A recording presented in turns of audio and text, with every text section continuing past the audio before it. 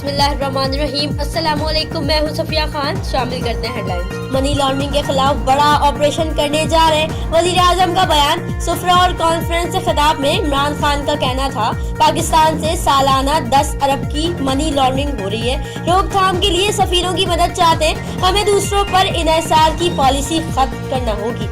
सिंध हुकूमत के अहम लोग भी गिरफ्त में आ गए। मुराद अली शाह, मुकेश चावला, इम्तियाज शेख, मलिक रियाज और उनके दामाद जैन मलिक, हुसैन लवाही, अनवर मजीद और उनके बेटों के नाम भी एग्जिट कंट्रोल लिस्ट में शामिल कर दिए गए।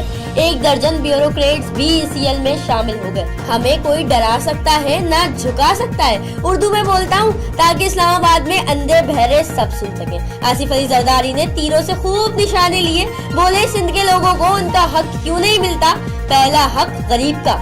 ये हमारी फिलॉसफी है। एहतसाब सबका होना चाहिए, कोई मुकद्दस गाय नहीं। बिलावल भुट्टो की दुहाई, बोले हमारी तहरीक और सियासत मुल्की मसाइल पर है, गिरफ्तारी या ECL में नाम डालने की वजह से नहीं है। कहा कठपुतली हुकूमत NRO देने की पोजीशन में नहीं है। अली रजा आब्दी के कत्ल की तहकीकात का दायरा वसी। तफ्तीशी टीम फारूक सत्तार, मुस्तफा कमाल और आमिर खान का इंटरव्यू करेगी। MQM और PSP रहनुमाओं को अलग-अलग तलब किया जाएगा। IG सिंध कहते हैं अली रजा आब्दी कत्ल केस जल्द हल हो जाएगा।